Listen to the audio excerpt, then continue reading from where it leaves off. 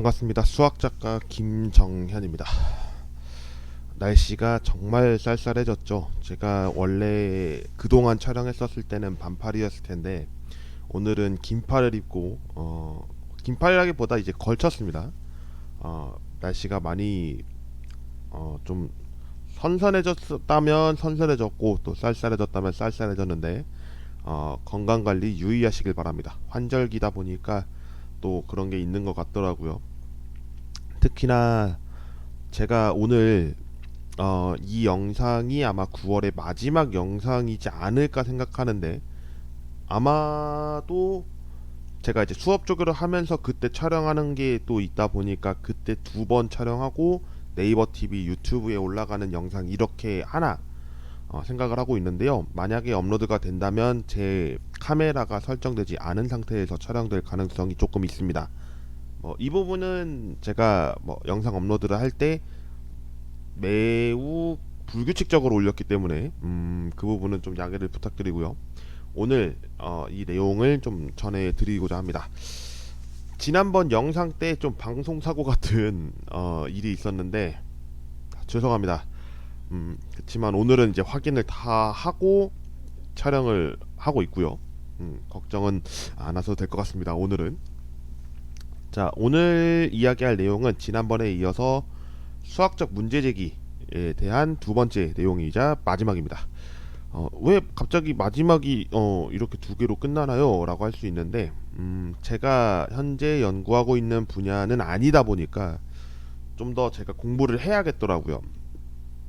그래서 오늘은 짧게 이렇게 두 개로만 이제 영상을 송출하고 다음에 이어서 하게 될 내용이 연결되어 있습니다. 그래서 그 부분까지 설명을 마저 하겠습니다.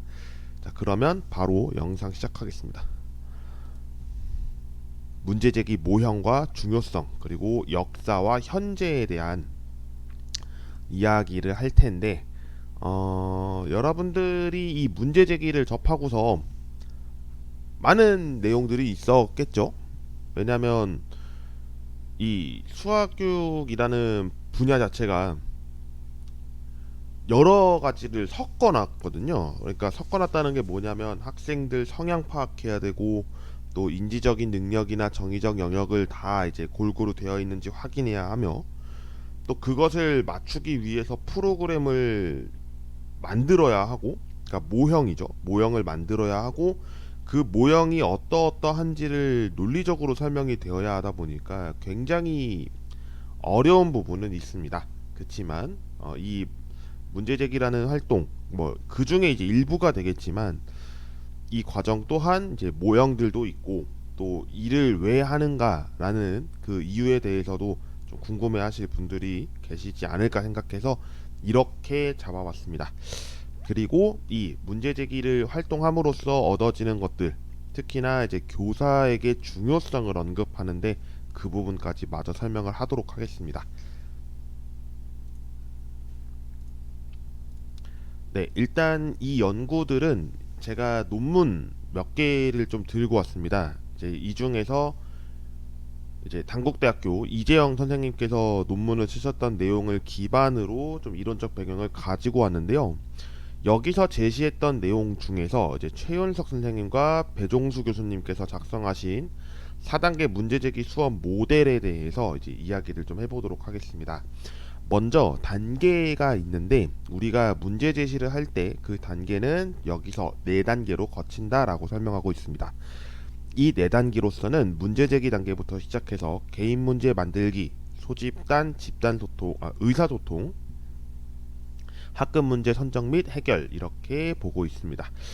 문제 제시를 하는 경우에는 여러분들이 잘 아시겠지만 이제는 교사가 학생들에게 수학적 상황이나 실생활 모델 이런 상황들을 고려해서 여러 가지 문제 상황을 제시하는 부분입니다.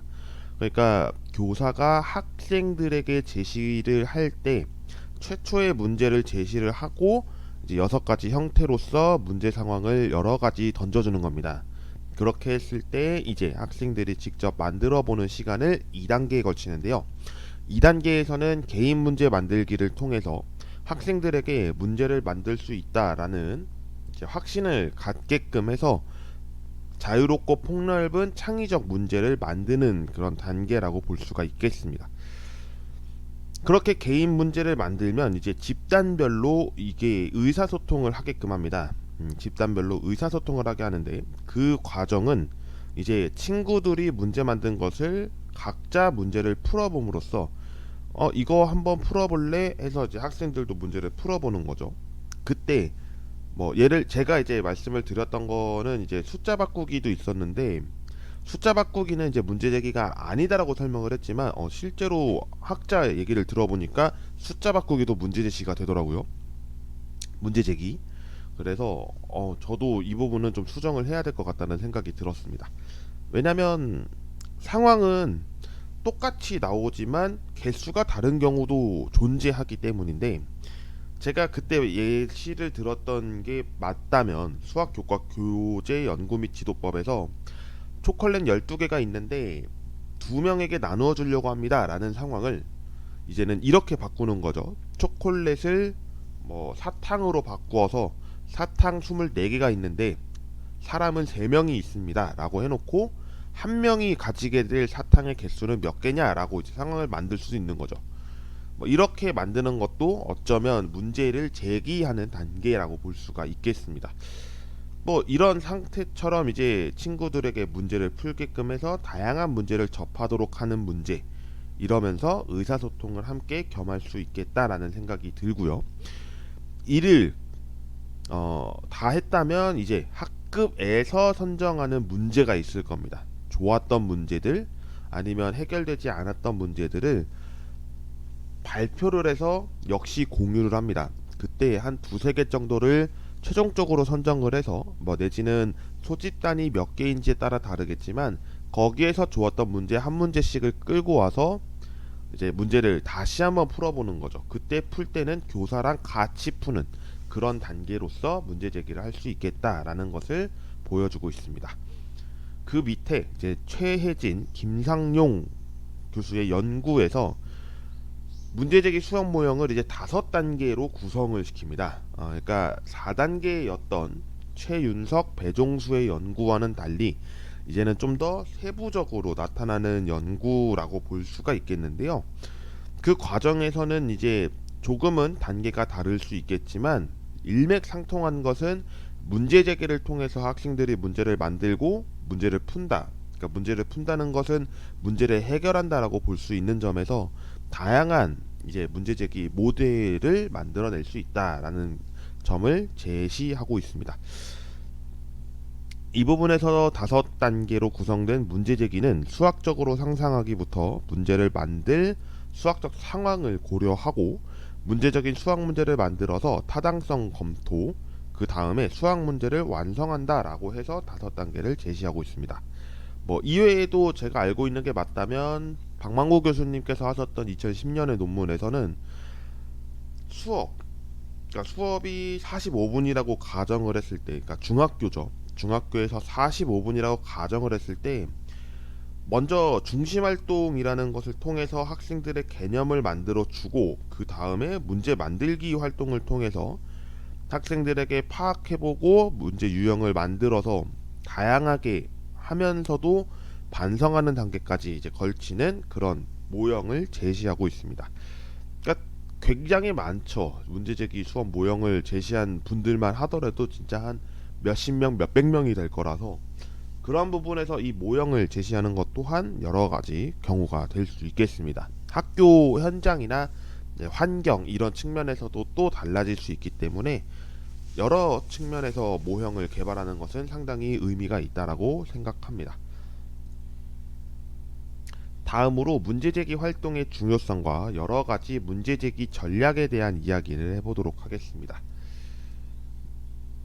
제가 가지고 온 이 논문은 이제 이민희 교수님과 최인성 교수님께서 하셨던 예비 수학교사의 문제제기 활동 분석인데요. 이 내용에서는 스웨덴 수능 문항을 활용한 부분이 좀 들어가 있습니다. 뭐 그거와 별개로 제가 이제 얘기하려고 하는 것은 뭐냐면 여러 가지의 상황이 제시가 됐기 때문에 이 내용을 갖고 온 건데요. 문제제기가 처음에 등장했었을 때는 이제 1938년에 인펠드라는 학자에 의해서 제시가 되었다고 합니다. 그때 이야기를 했었을 때는 문제의 해결보다는 더 본질적으로 기존에 있던 문제를 시각적으로 그러니까 특히나 그 시각이 새롭게 바라보게 되고 고찰하는 과정을 통해서 나타난다라고 했기 때문에 1938년이면 거진 90년 정도 됐죠. 정확하게 따지면은 이제 85년 된 건데 굉장히 오래됐습니다. 그리고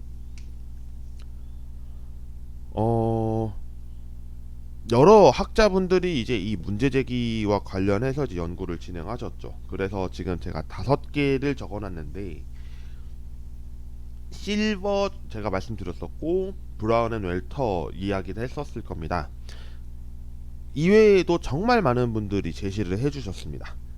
그때 제가 주요한 5분의 뭐 5분은 아니죠. 정확하게 얘기하면 그래서 5개의 연구를 가지고 어떤 전략을 가지고 있는가를 가지고 이야기를 해보려고 하는데 실버가 중심이 돼서 연구를 이제 꾸렸던 팀에서는 1996년에 대칭, 연쇄, 제한 조건의 변형, 목표의 변형으로 제시하고 있었습니다. 대칭과 연쇄는 제가 이전 시간에도 이전 시간이라기보다 이전 영상에서도 다뤘던 내용이라서 이 부분은 설명을 하지 않겠습니다만 이제 제한 조건의 변형과 목표의 변형 이 두 가지에 대해서는 내재적 가정들을 변환시켜서 새로운 문제를 제기하는 부분으로 생각을 할 수가 있겠습니다. 그리고 이제 라비라는 학자가 수치 변형 전략을 제시를 했고 브라운 앤 웰터가 워디프낫 전략으로서 썼다는 것도 이 부분입니다. 제가 얘기했던 이 수치 변형, 수치 모델을 변형했다라는 부분은 아까 말씀드린 것처럼 수를 변형시켰다라는 부분에서도 의미가 있는 문제제기라고 볼 수가 있겠습니다. 그 다음에 코이추라는 학자가 2008년에 특수한 해결 방안을 요구하는 전략을 제시했는데요. 이는 특정 정리 그리고 해결 방법, 접근 방법을 이용해야 하는 문제를 제기하는 전략으로서 연구가 되었다는 부분이 제시되었고요. 하렐과 톨이 1991년에 연구했던 내용은 일반화시키는 문제제기 전략을 제시함으로써 특수한 경우가 먼저 나왔을 때 일반화를 시킨다라는 것에서 실버가 제시했던 연쇄와도 좀 연결이 되는 그런 부분으로서 전략이 되었다라고 볼 수가 있겠습니다. 뭐 여러 학자분들이 계시고 하지만 제가 얘기했던 이 부분은 문제제기 활동에서 교육부에서도 이 과정이 또 제시가 됐기 때문에 여러 부분에서도 관련이 있다라고 할 수 있겠습니다. 2015 개정교육 과정에서 얘기하는 교과 역량이 있었죠. 6단계가 있었는데 문제 해결, 추론, 창의, 융합, 의사소통, 정보처리, 태도 및 실천 6가지 교과 역량에서 문제 해결과 추론, 의사소통 이 역량에서 가장 강조되고 있다는 것으로서 문제제기를 활동의 유용성을 제시하고 있습니다. 2022에서는 이제 문제 해결, 의사소통, 추론 역시나 존재하기 때문에 이 또한 계속해서 과정을 연구하게 될 것이다라고 보여집니다. 마지막으로 문제제기 연구의 역사와 현재를 제 기준의 말씀을 좀 드려보도록 하겠습니다. 이전의 연구들 같은 경우에는 수학적 추론, 수학적 사고에 초점을 둔 연구들이었으나 지금 같은 경우에는 교사에게 있어서 필요한 능력 그리고 그 능력에 대한 필요성에 대해서 관심을 갖게 되었는데요. 그 중에서 한 가지가 이제 제가 이제 언급을 하게 될 PCK입니다. PCK는 Pedagogical Content of Knowledge라고 해서 교수학적 내용 지식이라고 이야기를 합니다. 그냥 우리가 알고 있는 내용 지식은 Content of Knowledge로서 CK라고 부르는데요. 이 CK는 우리가 수학을 인지적인 능력으로서 받아들이는 부분이라면 PCK는 그 인지적인 능력을 어떻게 학생들에게 내지는 다른 사람들에게 가르칠 것인가 라는 점에서 이 교수학적인 부분이 상당히 강조되고 있었습니다. 그러니까 이 Pedagogical Content of Knowledge 같은 경우에는 여러 가지 측면으로서 볼 수가 있는데 이 부분은 제가 다음 시간부터 살펴보게 될 교수학적 내용 지식을 비롯해서 교사 역량을 살펴볼 예정입니다.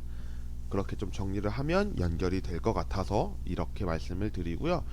이 문제제기 활동을 통해서 얻어지는 결과물, 뭐 결과물이라기 이제 결과물이 맞죠, 정확하게는. 결과물 내지는 이제 어떤 연구들이 진행이 돼서 어떻게 향상이 되었는가라고 생각을 했었을 때는 대표적으로 두 분을 가지고 와봤습니다. 그러니까 두 개의 연구. 크레스포가 얘기했던 2008년의 연구로서는 다양한 향상을 보여줬는데요. 수학교사에게 있어서 문제제기 활동은 수학 내용에 대한 탐구 능력을 향상시키고 가치 있는 문제가 무엇인지를 인식하게끔 해서 이 또한 향상시킨다라고 제시를 했고요. 교수학적 내용에 대한 반성적 사고를 통해서 이 반성적 사고라는 것은 본인이 가르쳤을 때 몰랐던 부분이라든지 아니면 제가 이제 수업을 했었을 때 인지하지 못했던 그런 부분을 통해서 반성적 사고를 한다는 점이 또 여기서 강조되고 있었고요. 마지막으로 이제 교수학적 내용 지식이 향상된다라는 내용을 제시하고 있습니다. 체프만이라는 학자도 예비 수학교사들에게 있어서 수학적 내용 지식과 관련한 수학적 개념에 대해서 이해를 촉진시킨다는 내용과 함께 교수학적 내용 지식이 향상될 수 있다라고 보고 있습니다. 여러 가지는 이제 예비 수학교사들에게 있어서 이 문제제기로서는 전문적인 신장에 있어 영향력을 미친다라고 이야기를 하고 있습니다.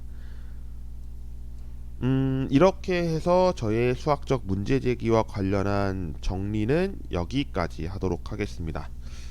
수학적 문제제기를 제시할 때 특히나 문제 만들기 역량을 펼쳤을 때는 학생들에게 어떤 내용을 제시하는가 이 부분도 중요하겠죠. 그래서 아마도 제가 뭐 확정하지는 않지만 이 부분 또한 제 연구 중에 하나인 의사소통으로 강조가 된다면 연구에 큰 가치를 얻을 수 있지 않을까라는 생각이 있습니다. 그래서 이 수학 쪽과 관련해서 문제제기도 이제 하나의 의사소통 역량과 굉장히 밀접하게 연결이 된다면 학교 현장에서 굉장히 해볼 만한 가치가 있지 않을까 생각이 듭니다. 특히나 최근 연구 중에서 수학적 모델링과 함께 수학적 문제제기를 제시를 해서 나타난 연구도 있었기 때문에 아마 그 연도가 2018년으로 저는 기억합니다.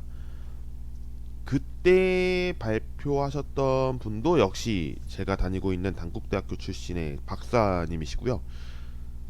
그렇게 이제 연구를 많이 하셨다 보니까 굉장히 의미가 깊다라고 저는 해석이 되는데 학생들에게 이 수학적 문제제기를 함으로써 얻어지는 결과물들을 잘 정리가 되어 있는 논문들을 보신다면 그거에 맞춰서 대응을 해보고 또 학생들에게 적용시킬 필요가 있지 않나 생각을 해봅니다. 자, 오늘 영상은 여기까지 하겠습니다. 다음 시간에 PCK 이제 말씀드렸던 부분 정리를 해서 교사 지식, 교사 내용 지식 그리고 교수학적 내용 지식을 살펴보는 시간을 가져보도록 하겠습니다. 추석 잘 보내시고요. 이제 온도가 계속해서 떨어진다고 합니다. 이번 주 또 비 소식이 있었죠. 추석 전에 비가 내리고 아마 추석 때 되면은 둥근 보름달을 볼 수 있지 않을까 생각하는데 여러분 소원 잘 비시고 이제 또 2023년이 이제 100일이 깨진 걸로 알고 있습니다. 100일이 깨졌다는 뜻은 이제 새로운 또 2024년의 해가 찾아온다는 뜻이 되고 우리는 또 나이 한 살을 또 먹게 되겠죠. 그런 의미에서 여러분께서 지금 2023년 동안 달려오셨던 그 과정들 한번 성찰해 보시고 그 다음에 더 나아가서 목표를 아직까지 달성을 못했다면 그 목표를 위해서 달려나가시고 또 2024년 새로운 해를 맞이하기 위한 준비를 하시면 어떨까 생각을 합니다. 자, 오늘 영상 마무리하겠습니다. 구독, 좋아요 한 번씩 부탁드리고요. 오늘 영상 끝내겠습니다. 시청해주셔서 감사드립니다. 다음 시간에 뵙겠습니다. 고맙습니다.